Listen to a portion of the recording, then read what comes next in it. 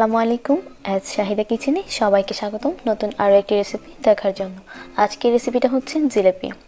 কিভাবে খুব সহজে বাড়িতে হাতের কাছে থাকা উপকরণ দিয়ে এই জিলাপিটা তৈরি করা যায়, আজকে আমি আপনাদের সাথে সেটাই শেয়ার করব। তবে জিলাপি তৈরি করার কিন্তু একটা গোপন টিপস আছে, সেটা আমি আপনাদেরকে পরে বলছি। আপনারা যদি আমার এই ভিডিওটি প্রথম থেকে শেষ পর্যন্ত দেখেন, আশা করছি আপনারাও তৈরি করে নিতে পারবেন দোকানের মতো পারফেক্ট জিলাপি। আশা করছি আমার আজকের রেসিপি আপনাদের কাছে ভালো লাগবে। রেসিপি ভালো লাগলে লাইক কমেন্ট শেয়ার করতে ভুলবেন না। আর সেই সাথে চ্যানেলটি সাবস্ক্রাইব করার অনুরোধ রইল। যারা অলরেডি সাবস্ক্রাইব করেছেন তাদেরকে জানাচ্ছি অসংখ্য ধন্যবাদ। প্রথমে আমাদেরকে শিরাটা তৈরি করে নিতে হবে। সেই জন্য আমি এখানে নিয়ে নিচ্ছি মেজারমেন্ট কাপে 2 কাপ পরিমাণ চিনি। তারপর আমি এখানে দিয়ে দিচ্ছি 1 কাপ পরিমাণ পানি। খুব বেশি পানি দিয়ে জাল করতে হবে না, 1 কাপ পরিমাণ পানি দিলেই চলবে। আর দিয়ে দিচ্ছি 4টি এলাচ, আমি কিছুটা থেতো করে নিয়েছি। আর আমি এখানে অ্যাড করে দিচ্ছি প্রায় 2 চা চামচের মতো লেবু রস। লেবু রসটা দিলে হয় কি, যখন শিরাটা নামানো হয় তখন শিরাটা কিন্তু অনেকটাই গাঢ় থাকে, শিরাটা কিন্তু জমে যাবে না, সেজন্য লেবু রসটা অবশ্যই দিতে হবে।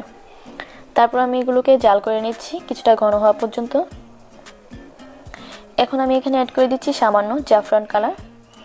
এটা অপশনাল, তবে জিলাপি তৈরির ক্ষেত্রে কালারটা দিলে জিলাপিটা দেখতে অনেক ভালো লাগে। যখন এরকম হয়ে আসবে তখন আমি শিরাটাকে চুলা থেকে নামিয়ে নেব। এদিকে আমি জিলাপির ব্যাটারটা তৈরি করার জন্য নিয়ে নিচ্ছি মেজারমেন্ট কাপে 2 কাপ পরিমাণ ময়দা। আপনারা চাইলে আটা দিয়েও এই ব্যাটারটা তৈরি করতে পারেন, তবে চেষ্টা করবেন ময়দা দিয়ে তৈরি করার জন্য, কারণ ময়দা দিয়ে তৈরি করলে এটা খেতে বেশ ভালো লাগে। দিয়ে দিচ্ছি 1 টিস্পুন বেকিং সোডা। তারপর আমি হাত দিয়ে ভালোভাবে শুকনো উপকরণগুলোকে ভালোভাবে মিক্স করে নিচ্ছি। ভালোভাবে মিশিয়ে নিয়েছি। এখন আমি এখানে অ্যাড করে দিচ্ছি মেজারমেন্ট কাপে 1 কাপ পরিমাণ নরমাল পানি। হাত দিয়ে মিক্স করে নিচ্ছি। একবারেই কিন্তু বেশি পানি অ্যাড করা যাবে না, প্রথমে 1 কাপ পানি অ্যাড করতে হবে। তারপর আমি আবারও হাফ কাপ পানি নিয়ে অল্প অল্প করে পানি দিয়ে ব্যাটারটা তৈরি করে নিচ্ছি। চেষ্টা করবেন সব কিছু মেপে অ্যাড করার জন্য, যেহেতু প্রথমে ট্রাই করবেন অবশ্যই সব কিছু মেপে দেওয়ার চেষ্টা করবেন। যখন এরকম মেশানো হয়ে যাবে, এখন আমি এখানে অ্যাড করে দিচ্ছি সামান্য পরিমাণ হাইড্রো অ্যাসিড। আর এটাই হলো জিলাপি তৈরির গোপন টিপস। এটা ছাড়া কিন্তু কখনই আপনার জিলাপি দোকানের মতো পারফেক্ট হবে না, শিরাটা খুব ভালোভাবে জিলাপির মধ্যে প্রবেশ করবে না। অবশ্যই জিলাপি তৈরির ক্ষেত্রে এই অ্যাসিডটা ব্যবহার করতে হবে। আর এটা আপনারা যে কোনো মুদ দোকানে যেয়ে বলবেন যে জিলাপি তৈরির মেডিসিন অথবা হাইড্রো অ্যাসিড, তাহলে খুব সহজে এটা পেয়ে যাবেন। দেখবেন হাইড্রো অ্যাসিডটা দিয়ে 2 থেকে 4 মিনিট মেশাতে মেশাতে এরকম একটা শাইনিং ভাব চলে আসবে, যেটা আপনি হাইড্রো অ্যাসিড ছাড়া কখনোই পাবেন না। অনেকটাই সফট ব্যাটার তৈরি হয়ে যাবে। দেখুন ব্যাটারটা কিন্তু অনেকটাই পাতলা হয়ে গিয়েছে হাইড্রো অ্যাসিডটা মিক্স করার কারণে। আমার ব্যাটারটা জিলাপি তৈরির জন্য একদম পারফেক্ট হয়ে গেছে। এখন আমি এই ব্যাটারটাকে একটা প্লাস্টিকের বোতলের মুখ ছিদ্র করে নিয়েছি। আপনারা চাইলে যে কোনো বোতলের মুখ এরকম ছিদ্র করে এটা দিয়ে জিলাপিটা বানাতে পারেন। তারপর আমি এখানে চুলায় মাঝারি আছে তেলটা গরম করে নিয়েছি। তেলটা খুব বেশি গরম করে ছাড়া যাবে না। এখন আমি উপর থেকে কিছুটা ব্যাটার নিয়ে এভাবে পেঁচিয়ে জিলাপির শেপ দিয়ে দিচ্ছি। যদি প্রথমবার ট্রাই করে থাকেন তাহলে অবশ্যই এখানে অল্প তেলের মধ্যে এই ব্যাটারটা দিয়ে জিলাপিটা বানানোর চেষ্টা করবেন, তাহলে আপনি দেখতে পারবেন যে আপনার জিলাপিটা পেঁচানো কেমন হচ্ছে। খুব বেশি তেলে দিলে কিন্তু এই জিনিসটা বুঝতে পারবেন না, যেহেতু আমরা নতুন, সেক্ষেত্রে আমাদেরকে এভাবে বানাতে হবে। এক এক করে আমি এখানে অনেকগুলো জিলাপির ব্যাটার এভাবে বোতলটা দিয়ে রাউন্ড করে দিয়ে দিচ্ছি।